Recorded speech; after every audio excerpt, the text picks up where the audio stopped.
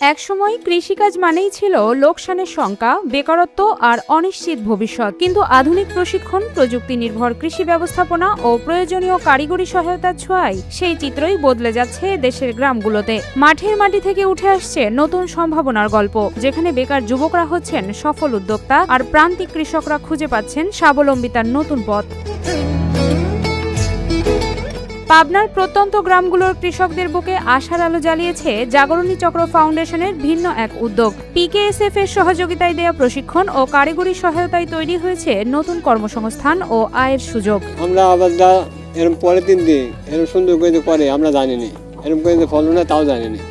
এবার করি সারি ও করেছে, আমরা দেখতেছি আমার খুব ভালো লাগেছে। ঈশ্বরদী উপজেলার আথাইল শিমুল গ্রামের আসমা বেলাল দম্পতি 20% জমিতে মালচিং পেপার পদ্ধতিতে গ্লোরি জাতের করলা চাষ করে ব্যাপক সাড়া ফেলে দিয়েছেন। মাত্র 10 থেকে 15 হাজার টাকা খরচ করে চাষ শুরু করে মাত্র 2 সপ্তাহেই প্রায় 20,000 টাকার করলা বিক্রি করেছেন তারা। আমি করলার আবাদ কিছু বুঝতাম না, তো জাগরণী চক্র ফাউন্ডেশন থেকে ওরা যে স্যার আছে ওরা আমাকে সহযোগিতা করেছে, টাকা পয়সা দিয়েছে, কীভাবে কী করা লাগবে ওরা কয়েছে, তোর পদ্ধতি অনুযায়ী করেছে, আমাকে ট্রেডিংয়ে লিখেছে, ট্রেডিং দিছি।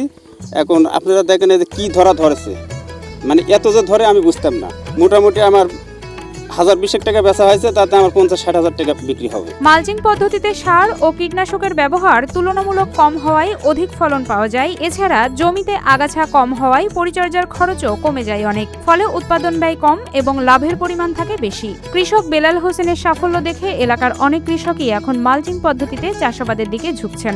অন্য আবাদ করেছি, বহুত ভেন্ডি সিম করেছি, কিন্তু পাট লাগে বেশি, বিষ লাগে বেশি, মেলা খরচ। কিন্তু এইভাবে মালচিং এর আবাদে আমরা লাভজনক হচ্ছি।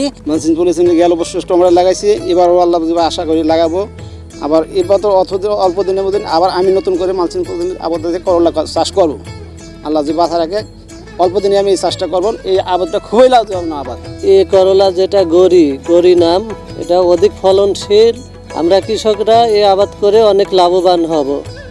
আর আমি মালচিং পেপারে তরমুজ আবাদ করেছিলাম, এখন করলা দেখছি, পরবর্তীতে আমি করলা আবাদ করব। জাগরণী চক্র ফাউন্ডেশনের কৃষি কর্মকর্তা জানান, জাপান, আমেরিকা সহ বিভিন্ন উন্নত দেশে বহু আগ থেকেই মালচিং পদ্ধতিতে চাষাবাদ হয়ে আসছে।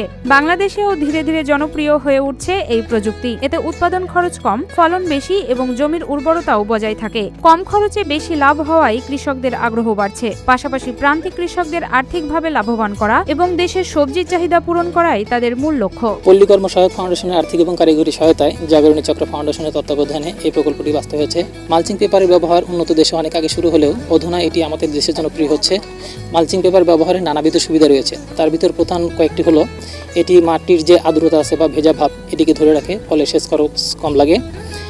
এছাড়া এটি আগাছার যে বৃদ্ধি সেটা বন্ধ করে দেয়, ফলে শ্রমিক খরচ কমে যায়। এছাড়া সার যে আমরা ব্যবহার করি সেটা বাষ্পাকারে লস হয়ে যায়।